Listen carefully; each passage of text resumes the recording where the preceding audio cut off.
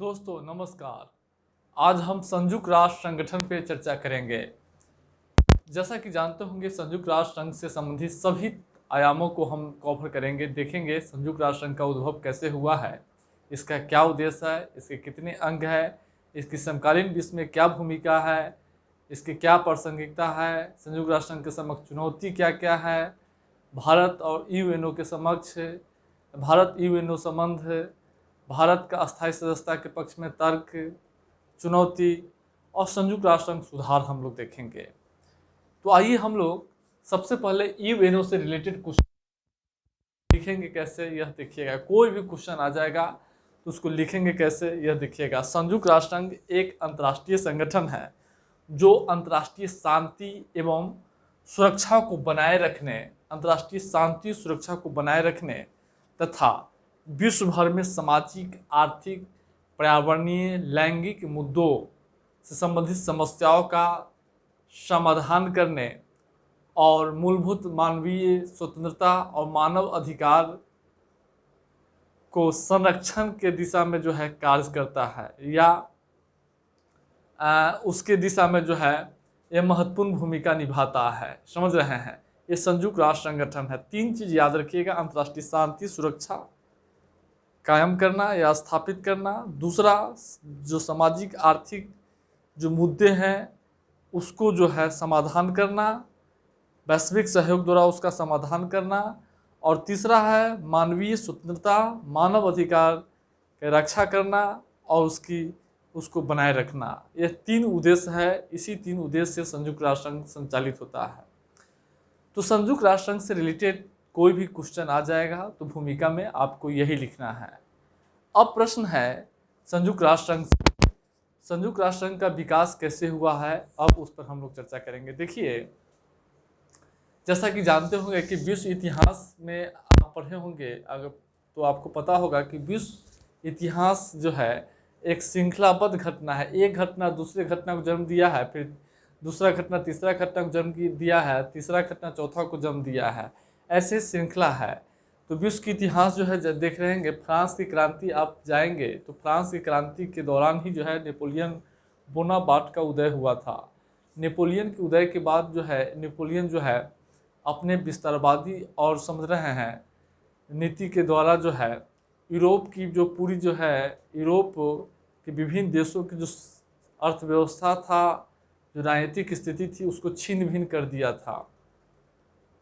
इसके बाद नेपोलियन का पतन हुआ। नेपोलियन के पतन के बाद जो है नेपोलियन द्वारा जो यूरोप को छीन भिन अस्त व्यस्त जो किया गया था, उसका समाधान करने के लिए जो है वियना कन्वेंशन का आयोजन किया गया था। वियना कन्वेंशन में पहली बार अंतर्राष्ट्रीय शांति और सुरक्षा कायम करने के लिए अंतर्राष्ट्रीय संगठन की आवश्यकता की महसूस की गई थी। इसके बाद उसी के परिप्रेक्ष्य में यूरोपीय कंसर्ट का उदय हुआ।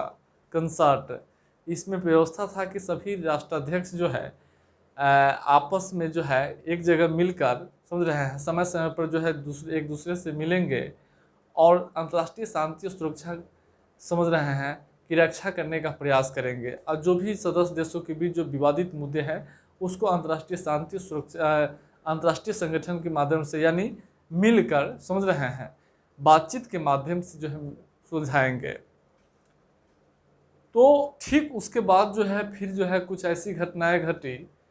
उसके बाद द्वितीय विश्व युद्ध शुरू हो गया। द्वितीय विश्व युद्ध की अंत जो है पेरिस शांति सम्मेलन से हुआ था। पेरिस शांति सम्मेलन में राष्ट्र संघ का गठन जो है किया गया था। राष्ट्र संघ के गठन का भी उद्देश्य था कि विश्व में जो है युद्ध को रोकना, समझ रहे हैं, यानी अंतर्राष्ट्रीय शांति एवं सुरक्षा को बनाए रखना। लेकिन राष्ट्र संघ के पास कुछ कमियां थी। उस कमियां के दौरान जो है वह द्वितीय विश्व युद्ध को रोक नहीं पाया। फिर द्वितीय विश्व युद्ध हुआ। द्वितीय विश्व युद्ध जब समाप्त होने के कगार पे था, उसी समय जो है 1941 में 14 अगस्त 1941 को अटलांटिक चार्टर पर जो है पर बातचीत शुरू हुई थी। अटलांटिक चार्टर पर, इसमें ब्रिटेन था, अमेरिका था और रूस भी था। उसके बाद क्या हुआ कि फिर 19 से 30 नवंबर 1943 को मास्को सम्मेलन आयोजित किया गया था। इसी मास्को सम्मेलन में रूस, अमेरिका और ब्रिटेन समझ रहे हैं। और भी देश अंतर्राष्ट्रीय शांति और सुरक्षा कायम करने के लिए अंतर्राष्ट्रीय संगठन का जो है प्राथमिकता का उल्लेख किया था। उसके बाद क्या हुआ, इस संगठन के बाद जो है क्या हुआ कि डम्बर्टन आर्म ऑक्स सम्मेलन आयोजन किया गया 1944 में डम्बर्टक, और इसी सम्मेलन में तय किया गया था कि सैन फ्रांसिस्को में 26 अप्रैल 1945 को समझ रहे हैं, सैन फ्रांसिस्को में जो है एक सम्मेलन आयोजित किया जाएगा, और यहीं पे जो है संयुक्त राष्ट्र संगठन का सदस्य राष्ट्रों का संयुक्त राष्ट्रों का यानी विभिन्न राष्ट्रों को मिलकर एक जो है संधि का निर्माण करेंगे। और यही जो है सैन फ्रांसिस्को में 25 अप्रैल से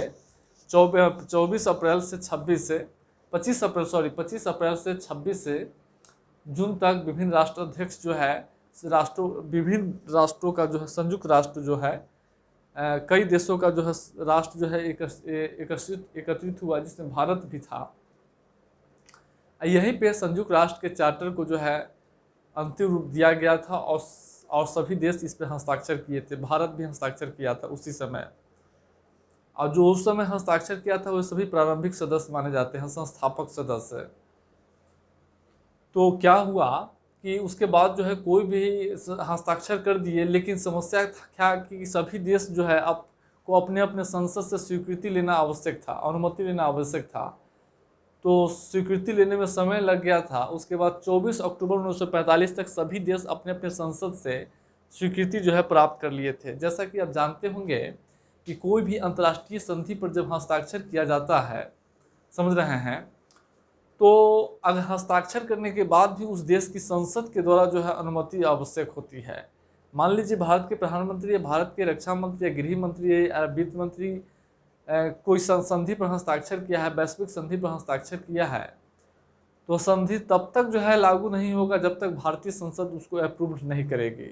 समझ रहे हैं, हस्ताक्षर करने से कुछ नहीं होता है, उसकी पुष्टि बहुत महत्वपूर्ण होती है। समझ रहे, कन्फर्मेशन, तो कन्फर्मेशन जो है बहुत ज़रूरी होती है।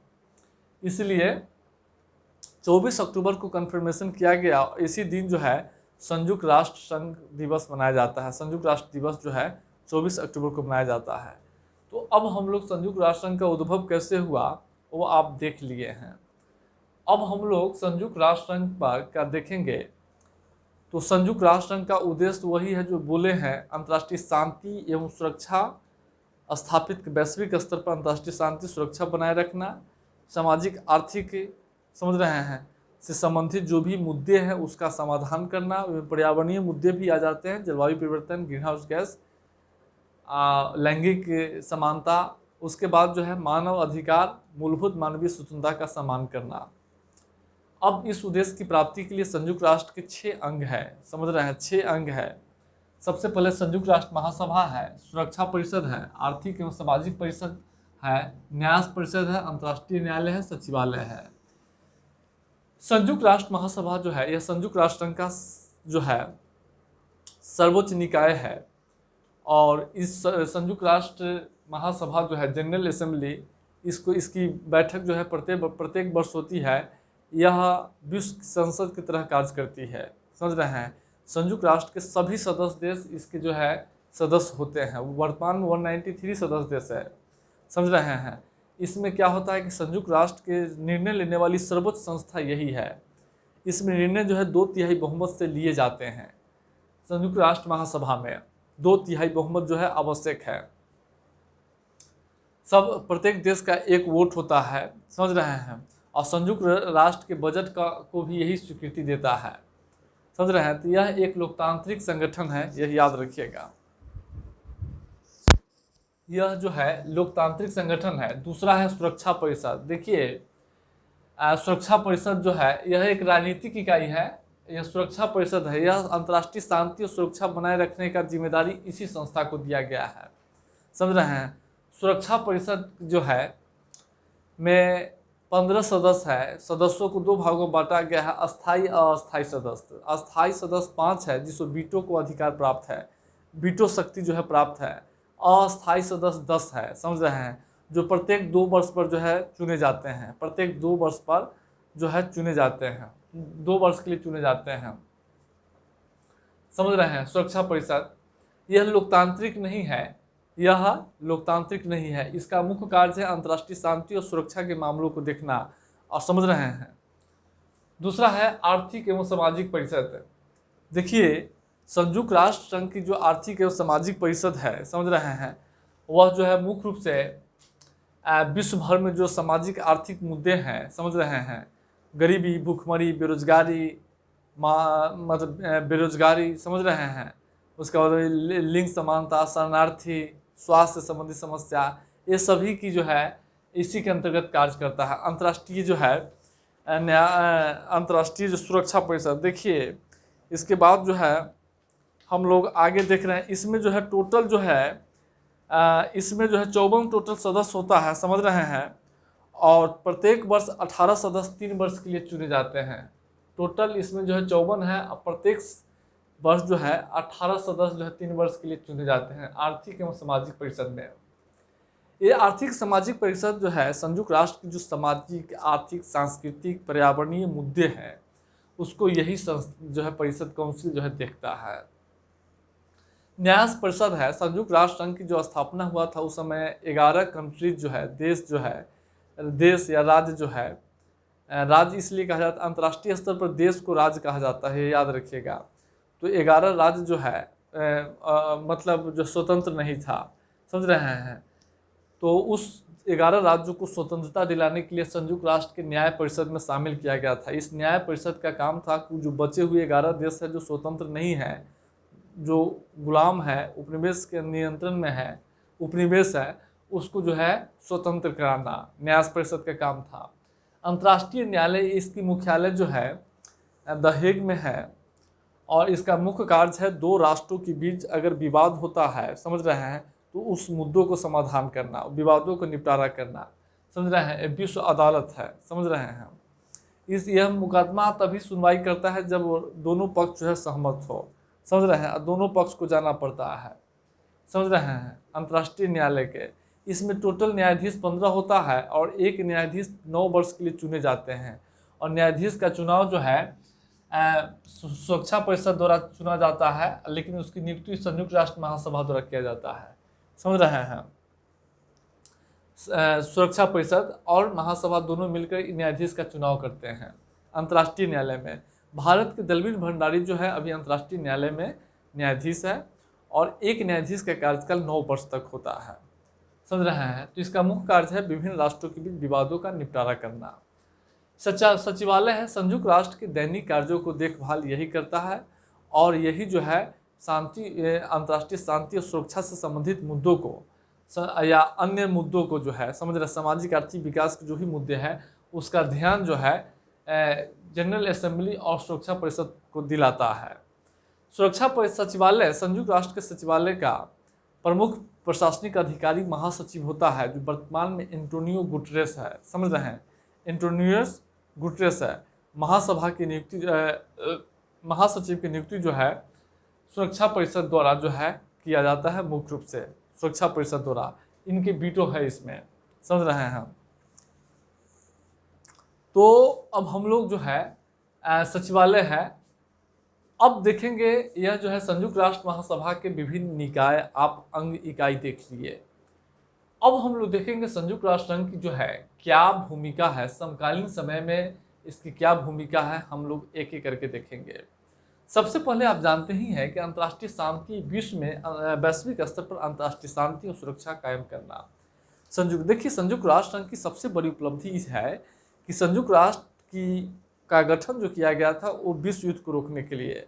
संयुक्त राष्ट्र अपने स्थापना से लेकर आज तक तृतीय विश्व युद्ध नहीं होने दिया है, ये इसकी सबसे बड़ी उपलब्धि मानी जाती है। तृतीय विश्व युद्ध नहीं होने देना ही संयुक्त राष्ट्र संघ की सबसे बड़ी उपलब्धि जो है मानी जाती है, सबसे बड़ी उपलब्धि यह जो है मानी जाती है, समझ रहे हैं, विश्व युद्ध को रोकना। और आज जो है वैश्विक स्तर पर जो है विभिन्न देशों के बीच जो हिंसा है, गृह युद्ध है, जातीय हिंसा होता है, उसे निपटने के लिए, या 2 देशों के बीच उसे निपटने के लिए संयुक्त राष्ट्र संघ जो है 1948 में शांति सेना का गठन किया था। और अब इजराइल और फिलिस्तीन युद्ध के समय, समझ रहे हैं। और इस समय जो है उससे लेके आज तक जो है संयुक्त राष्ट्र संघ की शांति मिशन जो है विश्व भर में जो है शांति स्थापित करने में महत्वपूर्ण जो है भूमिका निभा रहा है। भारत अभी तक जो है संयुक्त राष्ट्र के शांति मिशन के 64 अभियानों में से 43 अभियानों में भारत जो है भाग लिया है और 1,80,000 सेना जो है उपलब्ध कराया है। इसके अलावा आप देखेंगे भारत शांति मिशन के 800 कर्मियों को प्रशिक्षण दिया है, समझ रहे हैं। और इसके अलावा लाइबेरिया शांति मिशन में महिला यूनिट भेजने वाला भारत प्रथम देश है शांति मिशन में। तो यूएनओ की शांति मिशन की जो है विश्व में शांति स्थापित करने में सब उपलब्धि को देखते हुए 1988 में इसे नोबेल पुरस्कार भी प्राप्त हो चुका है। 1988 में नोबेल पुरस्कार भी प्राप्त हो चुका है, यह याद रखिएगा। इसके बाद जो है क्या हुआ कि संयुक्त राष्ट्र संघ जो है, देखिए विश्व में शांति और स्थिरता की चुनौती तब उत्पन्न होती है जब अस्त्र शस्त्र का होड़ होने लगता है। तो अस्त्र शस्त्र के होड़ को रोकने के लिए संयुक्त राष्ट्र संघ जो है निःशस्त्रीकरण की दिशा में लगातार प्रयास करती रही है। इसी के करीब में जो देखिए परमाणु अप्रसार संधि NPT नॉन प्रोलिफरेटिंग ट्रीटी को जो है अपनाया है। वर्तमान में इसमें 191 देश जो है हस्ताक्षर करता है। इस संधि का मुख्य उद्देश्य है अंतर्राष्ट्रीय स्तर पर परमाणु हथियारों के प्रसार को रोकना और परमाणु प्रौद्योगिकी को शांतिपूर्ण प्रयोग को बढ़ावा देना। इस परमाणु अप्रसार संधि पर हस्ताक्षर करने वाले देश जो है को यह सुनिश्चित करना होता है कि वह परमाणु बम विकसित नहीं करेंगे और न परमाणु बम प्राप्त करने की कोशिश करेंगे, समझ रहे हैं। भारत इस संधि पर हस्ताक्षर नहीं किया है। इसके पीछे है कि भारत इसको जो है इस संधि को भेदभावपूर्ण मानता है। भेदभावपूर्ण कैसे है आप भी देखिए। यह संधि जो है मात्र सुरक्षा परिषद के जो 5 अस्थायी सदस्य है उसको जो है परमाणु शक्ति संपन्न देश का घोषित करता है, मान्यता देता है। बाकी विश्व के देशों को परमाणु शक्ति संपन्न मान्यता घोषित नहीं करता है। जो भी देश विकसित कर लिया है परमाणु बम उसको जो है अगर उस पर हस्ताक्षर करेगा तो उसको जो है नष्ट करना होगा। चूँकि भारत ऑलरेडी पहले से परमाणु शक्ति संपन्न देश है, अगर इस पर हस्ताक्षर करेगा तो उसको परमाणु बम जो है क्या होगा, विनष्ट करना होगा, समझ रहे हैं। तो ये भेदभावपूर्ण है। वैश्विक स्तर पर यह जो है समानता के सिद्धांत को जो है क्या करता है, यह जो है समानता के सिद्धांत का उल्लंघन करता है, समझ रहे हैं। और इस संधि के अनुसार अगर देखिएगा वैश्विक अंतर्राष्ट्रीय स्तर पर अगर देखिएगा तो भारत परमाणु शक्ति संपन्न देश नहीं है। क्यों? क्योंकि संधि जो है भारत को परमाणु शक्ति संपन्न देश घोषित नहीं करता है, समझ रहे हैं। यह संयुक्त राष्ट्र में ठीक इसी तरीके का जो है व्यापक परमाणु परीक्षण संधि है, यह परीक्षण प्रतिबंध संधि है। यह जो है परमाणु बम के विस्फोट को जो है प्रतिबंधित करता है, समझ रहे हैं। परमाणु बम के विस्फोट को जो है यह प्रतिबंधित करता है। चूँकि इस पर जो हस्ताक्षर करने वाले देश जो है कभी परमाणु बम विस्फोट नहीं कर सकता है, लेकिन 5 देश को छूट दिए हुआ है, समझ रहे हैं। जापान, चीन है, अमेरिका है, ब्रिटेन है, फ्रांस है, समझ रहे हैं, और रूस है, उसको छूट देता है। इसलिए भारत इस पर हस्ताक्षर नहीं किए हुआ है, समझ रहे हैं। दोनों भेदभावपूर्ण संधि है और भेदभावपूर्ण और वैश्विक संयुक्त राष्ट्र की जो समानता पर आधारित जो है वैश्विक सहयोग है उसको उल्लंघन करता है, समझ रहे हैं। इसलिए भारत जो है इस पर हस्ताक्षर नहीं करता है, समझ रहे हैं। लेकिन इसके बावजूद इस दोनों का भूमिका बहुत महत्वपूर्ण है।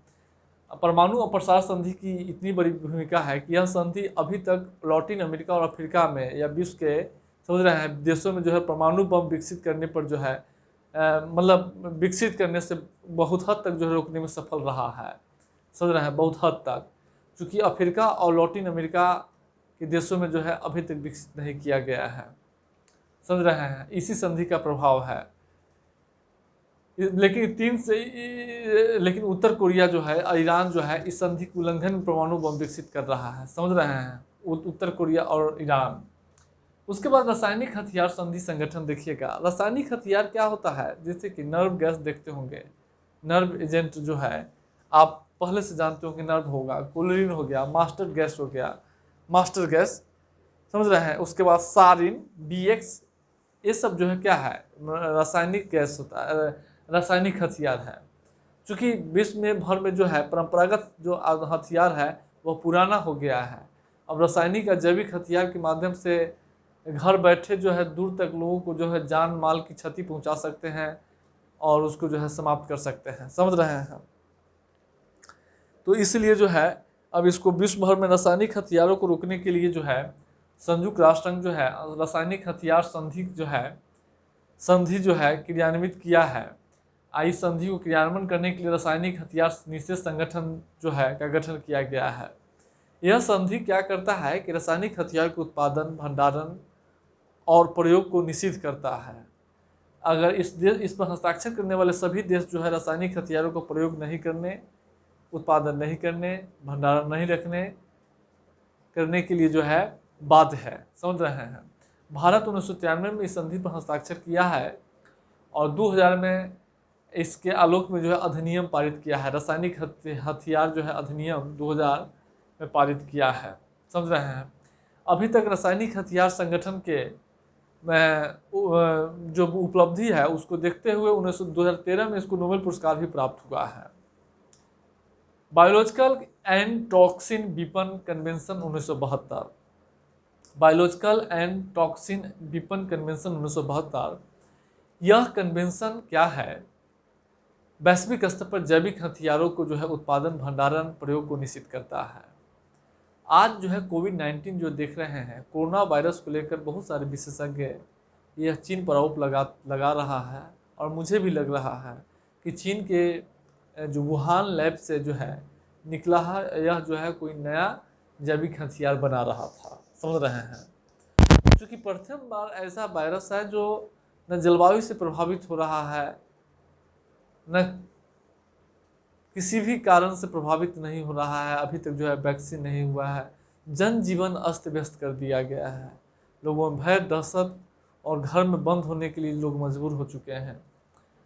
तो biological and toxin weapon convention 1972 जो है यह जो है जैविक हथियारों को प्रतिबंध, आप जैविक हथियार कहेंगे क्या है, तो कवक है, विषाणु है, समझ रहे हैं, वायरस है, विषाणु वही है, उसके बाद जीवाणु है, प्रोटोजोआ है, चिड़िया है, या कोई भी जंतु, कोई भी जो बैक्टीरिया जो जंतु जो बड़े पैमाने पर मानव को क्षति पहुंचा सकता है, जनसंहार कर सकता है, समझ रहे हैं, वह जैविक हथियार में शामिल होता है, समझ रहे हैं। इसको रोकने के लिए संयुक्त राष्ट्र जो है biological and toxin weapon convention 1972 जो है लागू किए हुआ है। तो आप देख रहे होंगे अंतर्राष्ट्रीय शांति और सुरक्षा कायम करने के लिए संयुक्त राष्ट्र संघ की क्या भूमिका है, आप देख रहे हैं। इन्हीं भूमिका से आपको पता चल जाएगा कि संयुक्त राष्ट्र संघ और अपनी इन्हीं भूमिका के कारण जो है समझ रहे हैं आज जो है विश्व को परमाणु बम मुक्त, समझ, कुछ अपवादिक स्थिति को छोड़ दिया जाए, रासायनिक हथियार, जैविक हथियार मुक्त जो है और गृह युद्ध, हिंसा से निपटने में संयुक्त राष्ट्र संघ जो है सफल दिखाई दे रही है, समझ रहे हैं। और इस सब का परिणाम है कि तृतीय विश्व युद्ध नहीं हुआ है। आइए संयुक्त राष्ट्र संघ में देखेंगे पर्यावरण संरक्षण। जैसा कि जानते होंगे कि संयुक्त राष्ट्र संघ जो है जो वैश्विक स्तर पर, समझ रहे हैं, सामाजिक आर्थिक स्थिरता सुनिश्चित करना संयुक्त राष्ट्र संघ का महत्वपूर्ण जो है दायित्व है। उस दायित्व को निर्वाह करते हुए वैश्विक स्तर पर जो है पर्यावरणीय चुनौती भी बहुत गंभीर हो चुकी है, खास करके जलवायु परिवर्तन, ग्लोबल वार्मिंग, ओजोन डिप्लेशन। तो इससे निपटने के लिए संयुक्त राष्ट्र संघ जो है क्या है कि सर्वप्रथम मानव एवं पर्यावरण पर स्टॉकहोम सम्मेलन का आयोजन किया गया। 1992 में प्रथम पृथ्वी सम्मेलन का आयोजन किया गया। इस पृथ्वी सम्मेलन में 3 समझौतों को जो है रूप दिया गया था। 3 समझौते, जलवायु परिवर्तन पर संयुक्त राष्ट्र फ्रेमवर्क समझौता, जिसे United nation framework convention on climate change कहा जाता है। इसी समझौता के इसी फ्रेमवर्क पर आधारित कोप, कॉन्फ्रेंस ऑफ पार्टीज, संयुक्त राष्ट्र जलवायु परिवर्तन सम्मेलन प्रतिवर्ष आयोजित किए जाते हैं। अभी 25वां कोप का आयोजन जो है स्पेन के मैड्रिड में हुआ था दिसंबर माह में। अब जानते होंगे, पढ़े होंगे, जलवायु परिवर्तन फ्रेमवर्क समझौता। और इसके माध्यम से जो है क्या होता है कि सभी सदस्य देश जो है इस समझौता के माध्यम से आपस में विश्व के सभी देश एक जगह प्रतिवर्ष मिलते हैं और पर्यावरण चुनौती से निपटने के लिए विचार विमर्श करते हैं और महत्वपूर्ण समझौता। इसी समझौता में क्योटो प्रोटोकॉल और पेरिस जलवायु परिवर्तन समझौता जो है हुआ है। यह 1997 में हुआ था या 2015 में हुआ था पेरिस समझौता, आप जानते होंगे। दूसरा है जैव विविधता पर समझौता, कन्वेंशन ऑफ बायोलॉजिकल डाइवर्सिटी। ये भी 1992 में ही रियो सम्मेलन में प्रस्तुत किया गया था लेकिन यह 1994 में लागू हुआ है, यह याद रखिएगा। और जैव विविधता पर समझौता क्या होता है कि वैश्विक स्तर पर पेड़ पौधे जीव जंतु की संरक्षण पर यह आधारित है। उसके बाद वैश्विक स्तर मरुस्थल को रोकने के लिए मरुस्थल के विरुद्ध लड़ाई में समझौता है। अब इसका सम्मेलन अभी हाल ही में ग्रेटर नोएडा में हुआ था, UNSST का। संयुक्त राष्ट्र संघ इसके माध्यम से, इन 3 समझौतों के माध्यम से वैश्विक स्तर पर जो पर्यावरणीय चुनौती है उससे निपटने के लिए वैश्विक विश्व के विभिन्न देशों को एक मंच पर लाने का प्रयास करता है। और विश्व के विभिन्न देश एक मंच पर आकर, समझ रहे हैं, और जो पर्यावरणीय जो है पतन है, समझ रहे हैं, पर्यावरणीय क्षरण है, उसको दूर करने का प्रयास करते हैं। उसके बाद देखिए, इसमें एक देखेंगे संयुक्त राष्ट्र पर्यावरण सभा। यह संयुक्त राष्ट्र संघ का पर्यावरण से संबंधित नीति निर्धारण का सर्वोच्च संस्था है, समझ रहे हैं। ये यूएनएपी इसी के अंतर्गत कार्य करता है।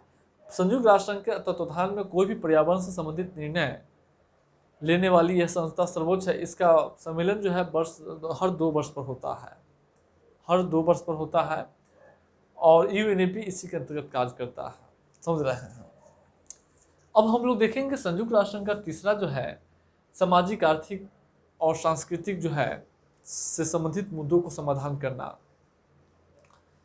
तो सामाजिक आर्थिक विकास के लिए संयुक्त राष्ट्र संघ जो है, समझ रहे हैं, संयुक्त राष्ट्र आर्थिक और सामाजिक परिषद जो है अपने नहीं काम करता है, क्योंकि यह यूनेस्को है, WHO है, FAO खाद्य एवं कृषि संगठन है, UNDP है, अंकटाड है, विश्व खाद्य कार्यक्रम, सतत विकास, गरीबी उन्मूलन, विश्व ILO इंटरनेशनल अंतर्राष्ट्रीय श्रम संगठन, समझ रहे हैं, यूनेस्को, यूनिसेफ, इस सब के माध्यम से वह स्वास्थ्य, शिक्षा, गरीबी, समझ रहे हैं, गरीबी, ऊर्जा, कुपोषण, इसको दूर करने का जो है उपाय करता है। महिलाओं का सशक्तिकरण, समझ रहे हैं।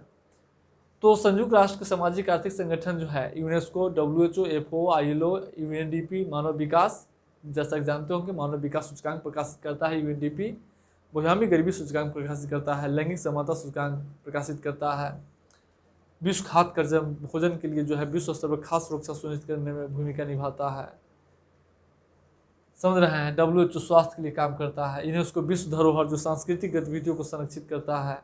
यूनिसेफ बच्चों के शोषण को बचाता है, समझ रहे हैं। तो सामाजिक आर्थिक विकास जो के लिए सामाजिक आर्थिक विकास के लिए सामाजिक आर्थिक परिषद जो है संयुक्त राष्ट्र की कुछ विशिष्टकृत एजेंसी है, उस पर जो है निर्भर है, और एजेंसी आप देख ही रहे हैं। उसके बाद संयुक्त राष्ट्र जो है मिलीनियम 2000 में मिलेनियम डेवलपमेंट गोल जो है अपनाया था, और इस कमियों को देखते हुए, कमियों से सुधरते हुए सतत विकास लक्ष्य जो है 30 जो है अपनाया गया है, समझ रहे हैं। इसके माध्यम से वह सतत विकास लक्ष्य को बढ़ावा दे रही है संयुक्त राष्ट्र संघ, और जिससे 2030 तक सभी विश्व के सभी देशों को जो है प्राप्त करना है। 1975 में महिला सम्मेलन का जो है आयोजन किया गया था, और 2010 में एक महिला नामक एक संरचना का गठन किया गया है जो महिलाओं के सशक्तिकरण के लिए काम करता है यूएनओ पे। तो लैंगिक समानता के लिए भी संयुक्त राष्ट्र संघ जो है काम कर रहा है। तो आप संयुक्त राष्ट्र के सामाजिक आर्थिक क्षेत्र में भूमिका और विश्व के विभिन्न जो संगठन है उसके माध्यम से सुनिश्चित किया जाता है, और विश्व भर में विभिन्न देशों के बीच समन्वय स्थापित करता है। उसके बाद मानव अधिकार के संरक्षण संबंधित मुद्दे। देखिए, मानव अधिकार पर सार्वभौमिक घोषणा पत्र जो है 1948 में जारी किया गया था। दक्षिण अफ्रीका में रंग भेद के नीति के विरुद्ध जो है उसको समाप्त करने के लिए प्रस्ताव लाया गया था। उसके बाद आज जो है जलवायु शरणार्थी हो, समझ रहे हैं, या आतंकवाद से चुनौती से, या घरेलू देश में विभिन्न प्रकार के जो विद्रोह है उससे शरणार्थियों का संकट बढ़ गया है, समझ रहे हैं। तो इस शरणार्थी संकट से निपटने के लिए संयुक्त राष्ट्र संघ जो है शरणार्थी संधि 1951 में जो है लागू किया है, और उस पर आधारित प्रोटोकॉल 1967 है। यह संधि जो है सदस्य देशों को जो है, इस संधि पर हस्ताक्षर करने वाले सदस्य देश जो है शरणार्थियों को जो है सामाजिक सुरक्षा, समझ रहे हैं, के प्रति जो है प्रतिबद्ध होते हैं। उसके बाद 2006 में संयुक्त राष्ट्र मानव अधिकार परिषद का गठन किया गया है। यह जो है विश्व भर में मानव अधिकारों को संरक्षण करने की दिशा में कार्य करता है। तो संयुक्त राष्ट्र संघ अपनी भूमिका इसी के माध्यम से कार्य कर रहा है, आप देख रहे हैं, समझ रहे हैं। अब आप जो है एक चीज देखे होंगे कि अब संयुक्त राष्ट्र की समकालीन समय में क्या भूमिका है, आप देख रहे हैं। अब क्या है कि संयुक्त राष्ट्र संघ की प्रासंगिकता क्या है। तो देखिए संयुक्त राष्ट्र संघ की जो प्रासंगिकता है, प्रासंगिकता का अर्थ होता है वर्तमान समय में उसकी क्या महत्व है। तो वर्तमान समय में महत्व कैसे है, जिस तरह से विश्व के विभिन्न देशों के बीच जो है नौ शीत युद्ध चल रहा है। एक तरफ जो है रूस है, चीन है, ईरान है, दूसरी तरफ अमेरिका है, यूरोपीय कंट्री के कुछ देश है, सऊदी अरब है, इस तरीके के देश है, समझ रहे हैं। तो विश्व स्तर पर आज भी विभिन्न देशों के बीच जो है तनाव, आक्रामकता, समझ रहे हैं, अस्त्र शस्त्र का होड़, समझ रहे हैं, और गुटबाजी जो है चल रहा है। तो इस स्थिति में संयुक्त राष्ट्र संघ का होना बहुत जरूरी है, क्योंकि तृतीय विश्व युद्ध को रोकना जो है, रोकने की दृष्टि से, समझ रहे हैं, संयुक्त राष्ट्र संघ की जो है प्रासंगिकता बनी रहेगी। जब तक विश्व के विभिन्न देशों के बीच आपसी तनाव रहेगा, गुटबंदी रहेगा, समझ रहे हैं, अस्त्र का हो रहेगा, तब तक संयुक्त राष्ट्र की भूमिका प्रासंगिकता बनी रहेगी। देखिए संयुक्त राष्ट्र मानवाधिकार, अब देखिएगा जिस तरह से आतंकवाद, जलवायु परिवर्तन, संगठित अपराध, जो नई नई चुनौती उत्पन्न हो रही है, समझ रहे हैं, जलवायु परिवर्तन, तो इस नई नई चुनौतियों का समाधान करने के लिए विश्व को एक मंच पर लाने में संयुक्त राष्ट्र की भूमिका है, समझ रहे हैं। अब जलवायु परिवर्तन से निपटने के लिए, जलवायु परिवर्तन कॉमन समस्या नहीं है, एक देश की समस्या नहीं है, वैश्विक समस्या है। उसके बाद आतंकवाद, आज विश्व के सभी देश प्रभावित है। संगठित अपराध, विश्व के सभी देश प्रभावित है आज। जलवायु शरणार्थी, आज विश्व शरणार्थी से विश्व के सभी देश प्रभावित है। तो इससे निपटने के लिए वैश्विक सहयोग जरूरत है, और वैश्विक सहयोग के लिए स्थापित करने में संयुक्त राष्ट्र की भूमिका जरूरी है। विश्व स्तर पर गरीबी, भूखमरी, कुपोषण, पेयजल संकट, समझ रहे हैं, पेयजल संकट, सतत विकास लक्ष्य हासिल करने के लिए सदस्य राष्ट्रों के बीच समन्वय, सहयोग और तालमेल के रूप में संयुक्त राष्ट्र की भूमिका हमेशा बनी रहेगी।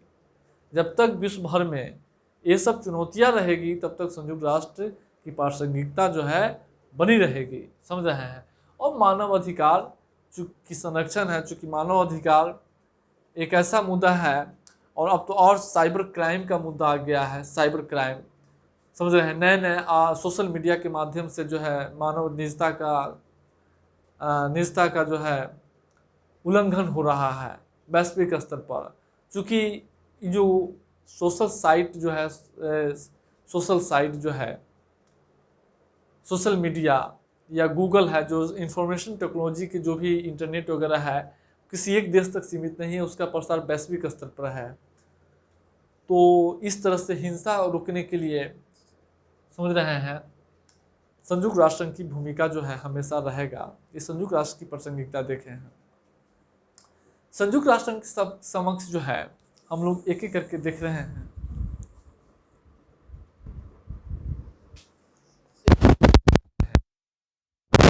तो संयुक्त राष्ट्र की जो प्रासंगिकता है, तो आप देख लें, संयुक्त राष्ट्र की समक्ष चुनौती भी बहुत है। अब चुनौती में क्या है, सबसे पहले देखिए चुनौती में क्या है कि विश्व के विभिन्न देशों के बीच जो हथियारों का जो है होड़, आयात करने का होड़ लगा हुआ है। सिप्री का रिपोर्ट कहता है कि दिनों दिन हथियारों का आयात तेजी से बढ़ता जा रहा है। हथियारों का आयात बढ़ना एक तरह से हथियारों का होड़ है।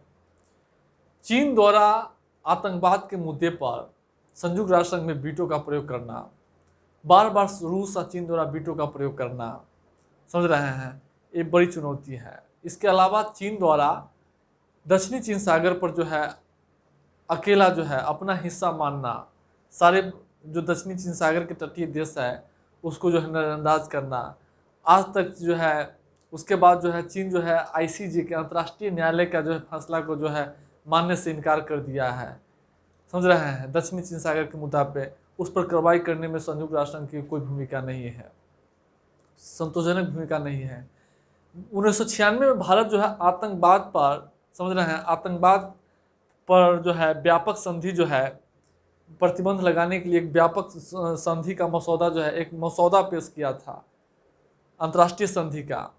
आज तक संयुक्त राष्ट्र संघ जो है उस पर जो है कोई कार्रवाई नहीं किया है। समझ रहे हैं, संयुक्त राष्ट्र संघ सुधार एक बड़ी चुनौती है। संयुक्त राष्ट्र संघ में चूंकि संयुक्त राष्ट्र के सुरक्षा परिषद में जो है आज ही जो है 1963 में जो 15 सदस्य था आज भी उतना ही सदस्य है, और उस समय जो है 1945 में सदस्य 55 था और आज जो है 193 हो गया है।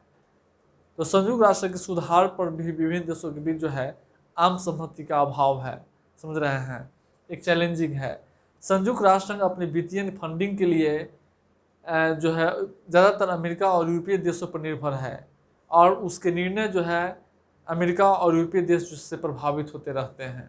समझ रहे हैं, संयुक्त राष्ट्र के पास अपनी सेना नहीं है, इसलिए अपनी बातों को, अपनी नीतियों को मनवाने के लिए उसके पास जो है उसके बातों को जो है ऐसे ही अनसुना कर देता है। अमेरिका द्वारा अफगानिस्तान पर हमला करना, इराक पर हमला करना, ये संयुक्त राष्ट्र की जो है भूमिका पर, समझ रहे हैं, प्रश्न चिन्ह लगाता है। चीन की दादागिरी करना, चीन द्वारा दादागिरी करना, समझ रहे हैं, ये सब जो संयुक्त राष्ट्र की जो है असफलता है। इसके अलावा संयुक्त राष्ट्र का उद्देश्य है विश्व भर में मानव अधिकार का संरक्षण करना, अंतर्राष्ट्रीय शांति सुरक्षा बनाए रखना, लेकिन 2016 तक 65 मिलियन लोग जो है हिंसा और युद्ध से जो है मरा है। ये संयुक्त राष्ट्र के प्रश्न चिन्ह पर जो है अंतर्राष्ट्रीय शांति सुरक्षा जो है पर प्रश्न चिन्ह लगाता है। इसके अलावा सामाजिक आर्थिक विकास में आज भी जो है कुपोषण, भूखमरी, समझ रहे हैं, से लोग मर रहा है, और इसको भी रोक पाने में यूएनओ जो है कारगर पूरी तरह सफल नहीं हो पाया है। तो ये सब जो है चैलेंजिंग जो है हम देख रहे हैं। इसके अलावा जलवायु परिवर्तन के मुद्दे पर भी जो है जलवायु वित्तीयन को लेकर, कार्बन बाजार के को लेकर सदस्य राष्ट्रों के बीच जो है क्या है, सदस्य देशों के बीच जो है गंभीर मतभेद विद्यमान है। समझ रहे हैं, तो तमाम चुनौती है संयुक्त राष्ट्र के समक्ष, लेकिन इसके बावजूद भी सफलता है और उसकी प्रासंगिकता है। नोबेल पुरस्कार जो मिला है इससे आप अंदाज़ा लगा सकते हैं। इसके अलावा जो है विश्व भर में यूएनओ के गठन के बाद से विश्व भर में जीवन औसत आयु में वृद्धि हुई है, साक्षरता का विस्तार हुआ है, गरीबी में कमी हुई है, कुपोषण की संख्या में कमी हुई है, महामारी से मृत्यु होने वाले, पहले जो है महामारी से 10-10, 25-25 करोड़ मर जाता था, लेकिन अब उस सब में जो है बेहतर स्वास्थ्य सुविधा हुआ है वैश्विक स्तर पर।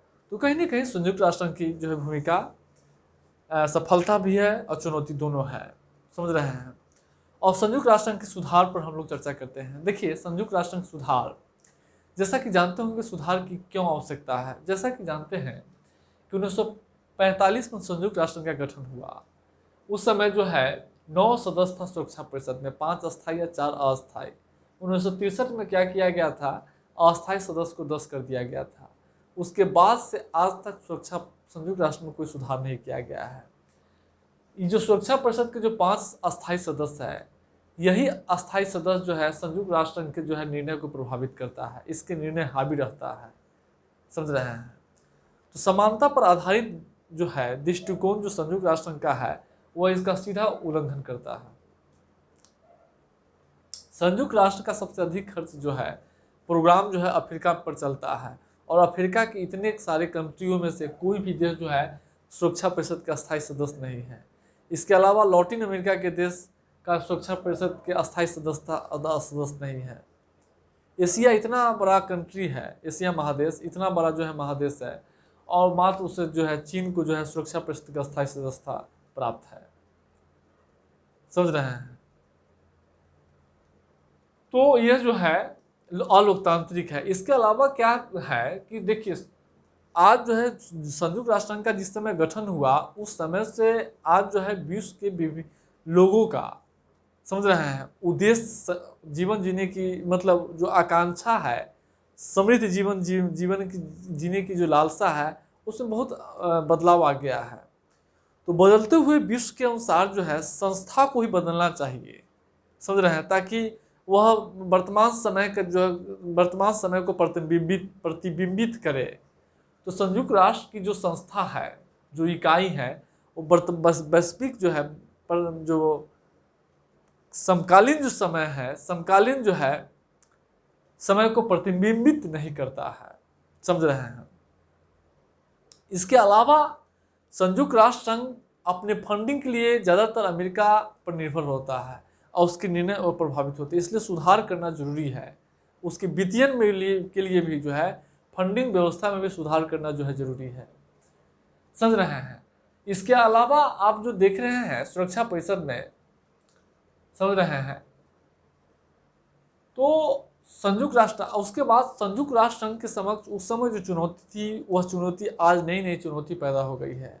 उस समय जलवायु परिवर्तन की चुनौती नहीं थी, नई चुनौती आ गई है, पर्यावरण संरक्षण की, आतंकवाद की नई है, संगठित अपराध की नई चुनौती आ गई है, समझ रहे हैं। मानव अधिकार का संरक्षण पहले से कहीं जटिल हो गई है। आज सोशल मीडिया के माध्यम से, साइबर क्राइम के माध्यम से मानव अधिकारों का जो है किया जा रहा है, जलसाजी होता जा रहा है। तो नई चुनौतियों से निपटने के लिए संयुक्त राष्ट्र में सुधार जरूरी है। तो संयुक्त राष्ट्र में सुधार की आवश्यकता क्यों है, तो देख लीजिए। सबसे पहले समकालीन समय में को प्रतिबिंबित करने के लिए। दूसरा है कि संयुक्त राष्ट्र की जो है समय के अनुसार जो है राजनीतिक प्रतिबिंब, समझ रहे हैं, राजनीतिक जो है प्रतिबिंब है। तो उसमें क्या हुआ कि बदलते हुए समय में जो है, समझ रहे हैं, बदलते हुए समय में जो है संयुक्त राष्ट्र संघ का जो वैश्विक राजनीतिक परिदृश्य में बदलाव है, उस वैश्विक राजनीतिक परिदृश्य में उसके बाद जो नई नई चुनौती उभरी है उसका समाधान करने के लिए, जो आतंकवाद है, संगठित अपराध है, जलवायु परिवर्तन है, इसे अच्छी तरीके से निपटने के लिए, उसके बाद अफ्रीका, लैटिन अमेरिका, समझ रहे हैं, संयुक्त राष्ट्र संघ में आज विकासशील देशों का जो है प्रभुत्व है महासभा में, लेकिन उसका कोई सदस्य नहीं है। तो इसके लिए भी सुधार जरूरी है, समझ रहे हैं। और अधिक समृद्ध जीवन जीने के लिए दुनिया भर के लोगों की, समझ रहे हैं, संख्या और उनकी आकांक्षा में भारी बदलाव हुआ है, इसलिए सुधार जो है अपेक्षित है, समझ रहे हैं। और सुरक्षा परिषद के अस्थायी सदस्य जो है उसके निर्णय पूरे संयुक्त राष्ट्र संघ के निर्णय को प्रभावित करता है, उसके निर्णय पर हावी रहता है, इसलिए भी जो है सुधार जो है आवश्यक है। अब सुधार की दिशा में जो है क्या क्या प्रयास किया गया। 1963 में, जैसा कि जानते होंगे, अस्थायी सदस्यों संख्या, समझ रहे हैं, 4 से बढ़ाकर 10 कर दिया गया था। तब से लेकर कोई सुधार नहीं हुआ है। सुधार के लिए समय समय प्रयास किए गए हैं। तो 1963 में पहला प्रयास था।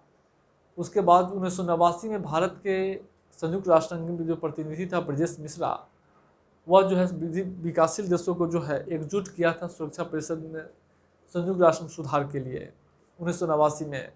इसके बाद क्या हुआ, 1998 में संयुक्त राष्ट्र महासभा एक प्रस्ताव पारित किया। इस प्रस्ताव में के अनुसार जो है प्रस्ताव में प्रावधान था कि महासभा के 2/3 सदस्य जो है सदस्यों के बहुमत द्वारा संयुक्त राष्ट्र में सुधार जो है किया जा सकता है। यानी 193 में से 128 देश अगर सहमत होगा तो संयुक्त राष्ट्र संघ में सुधार होगा। 2007 में संयुक्त राष्ट्र संघ महासभा सुधार के लिए अंतर सरकारी वार्ता का जो है, समझ रहे हैं, अंतर सरकारी वार्ता जो है पर निर्णय लिया था। उसके बाद 2008 में जो है संयुक्त राष्ट्र संघ महासभा जो है कुछ मुद्दों को जो है चिन्हित किया था जिस मुद्दों के आधार पर सुधार होगा। यानी उन मुद्दों पर जो है रेखांकित किया था जो सुधार जिस पर किया जाएगा। पहला था कि सदस्यों की श्रेणी, क्षेत्रीय प्रतिनिधित्व और वीटो शक्ति, समझ रहे हैं, वीटो का प्रश्न जो है। उसके बाद संयुक्त राष्ट्र महासभा और सुरक्षा परिषद के बीच सदस्य, सुरक्षा परिषद का आकार और उसके जो कामकाज के तरीके, ये 5 मुद्दों पर सुधार होगा। पहला क्या होगा, क्षेत्र सदस्यता की श्रेणियाँ, जो विभिन्न सदस्य है उसकी क्या श्रेणियाँ बनेगा। दूसरा है कि वीटो का प्रश्न, जो अस्थायी सदस्य है वो वीटो का क्या होगा, वीटो पर विचार किया जाएगा। उसके बाद क्षेत्रीय प्रतिनिधित्व किस तरह से दिए जाएंगे, जो एशिया, अफ्रीका, लैटिन अमेरिका है, यानी उत्तरी अमेरिका है, दक्षिणी अमेरिका है। इसके बाद इसके बीच किस तरह का संबंध होगा और इसका आकार, इसके कामकाज के तरीके, इसी 5 मुद्दे पर सुधार होंगे। 2015 में संयुक्त राष्ट्र महासभा जो है, महासभा के अध्यक्ष जो है युगांडा के सैम कुटेसा द्वारा संयुक्त राष्ट्र सुधार के लिए, संस्थापन के लिए पाठ जो है अपनाया गया था, लेकिन चीन द्वारा वीटो पावर लगा दिया गया था, वहीं रह गया है। चीन जो है सुरक्षा परिषद के सुधार के लिए बार बार वीटो लगाता है, क्योंकि उसे पता है कि भारत की सुधार होगा तो भारत को अस्थायी सदस्यता मिलेगा, जिसका वह विरोध करता है चीन। अब देखिए, सुरक्षा परिषद के सुधार पर जो है कई मतभेद है। सबसे पहले सदस्य देशों के बीच तो आम सहमति का अभाव है।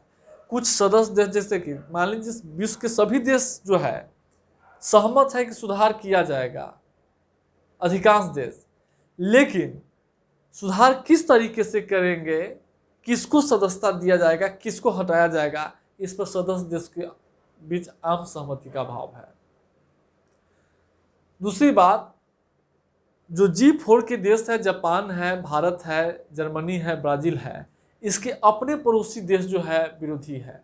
भारत का विरोधी पाकिस्तान, ब्राजील का विरोधी अर्जेंटीना, जर्मनी का विरोधी इटली, ये जो है कॉफी क्लब का सदस्य है। आज कोई भी सुधार होने से पहले कॉफी सदस्य का मीटिंग होता है, यह जो है संयुक्त राष्ट्र जो है रोकता है सुधार को, समझ रहे हैं।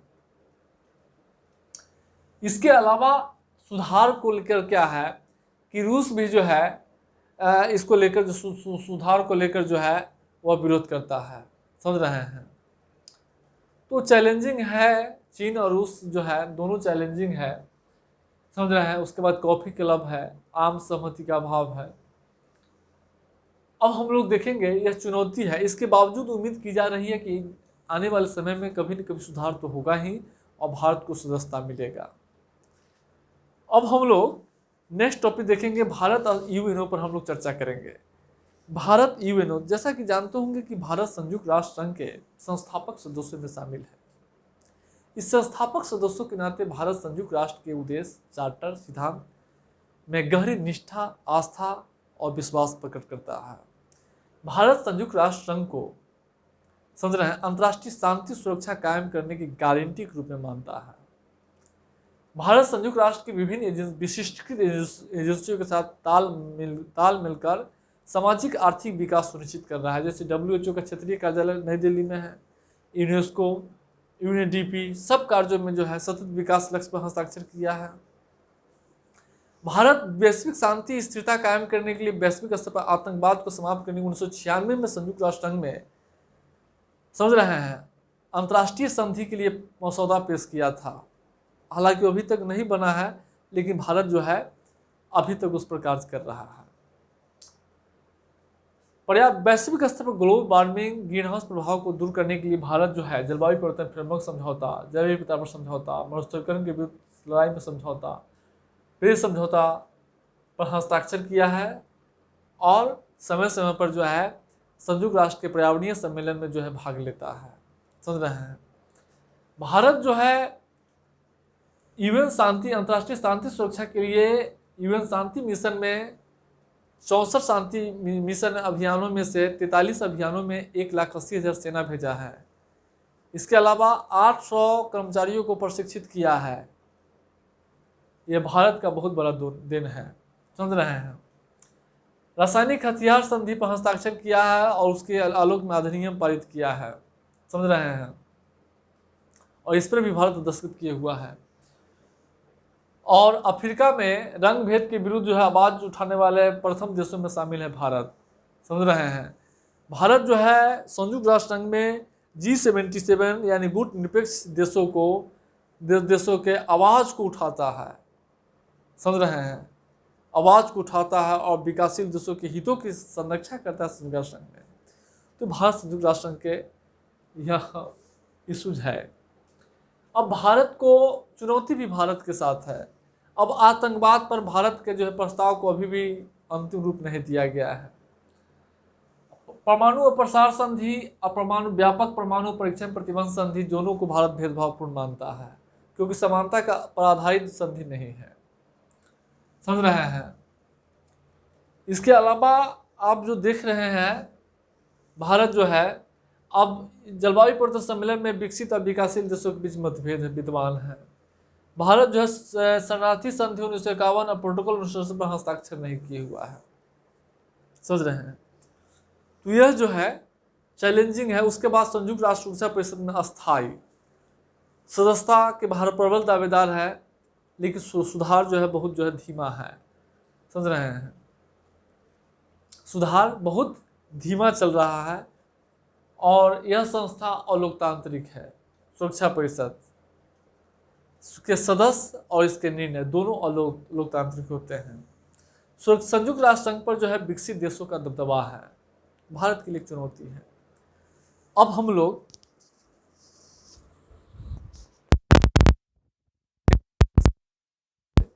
महासभा के अस्थायी सदस्यता के पक्ष में भारत के दावे। राजनीतिक दृष्टि से देखिएगा, संयुक्त राष्ट्र सुरक्षा परिषद के अस्थायी सदस्यता के पक्ष में भारत का तर्क। राजनीतिक दृष्टि से भारत विश्व का सबसे बड़ा लोकतंत्र है। समझ रहे हैं। उसके बाद अगर आप पारंपरिक दृष्टि से देखिएगा, सब तो भारत जो है संयुक्त राष्ट्र संघ के संस्थापक सदस्य देश है। और भारत की जो पारंपरिक से भारत जो है वसुधैव कुटुंबकम और पूरे विश्व में जो है शांति की बात करता रहा है। पूरे विश्व की समृद्धि, भारत आत्मनिर्भरता की बात करता है तो पूरे विश्व की समृद्धि, सुख, शांति और समृद्धि की बात करता है। भारत की सॉफ्ट पावर है।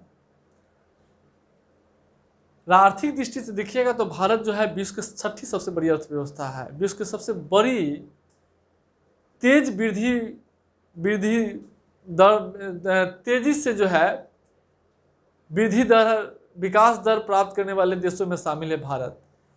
क्रय शक्ति क्षमता के आधार पर, परचेजिंग पावर के आधार पर विश्व की 3री सबसे बड़ी अर्थव्यवस्था है भारत।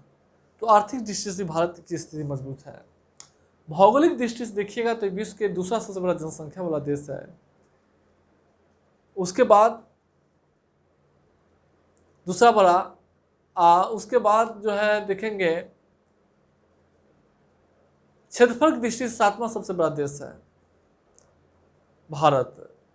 अगर आप संयुक्त राष्ट्र में संघ में योगदान देखेंगे तो अभी तक जो है शांति मिशन में 43 शांति मिशन में 1,80,000 सेना भेजा है। 7 बार यूएनओ के अस्थायी सदस्य रह चुका है। समझ रहे हैं। यूएनओ के 7 बार अस्थायी सदस्य जो है भारत रह चुका है। इसके अलावा विश्व के 1/4 से अधिक देश जो है भारत को सुरक्षा परिषद के अस्थायी सदस्यता में जो है समर्थन हासिल है। समझ रहे हैं। तो भारत जो है इन्हीं के आधार पर भारत की दावेदारी मजबूत है। लेकिन भारत के मार्ग में कुछ चुनौतियां भी हैं। अब कहिए चुनौती क्या है। समझ रहे हैं।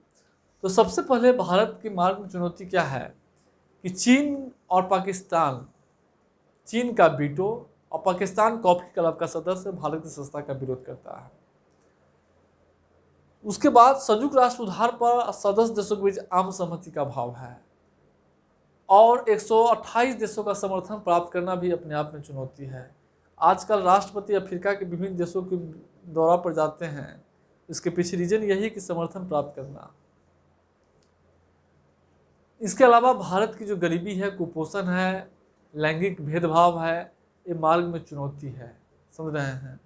संयुक्त राष्ट्र में जो है योगदान भी भारत का थोड़ा सा कम है और आज भी भारत जो है वैश्विक मुद्दों पर जो है खुलकर जो है रुख स्पष्ट नहीं करता है। लेकिन पहली बार जो है चीन के विरुद्ध जो है कोविड-19 पर जो है चर्चा करने के लिए भारत जो है प्रस्ताव पर हस्ताक्षर किया है।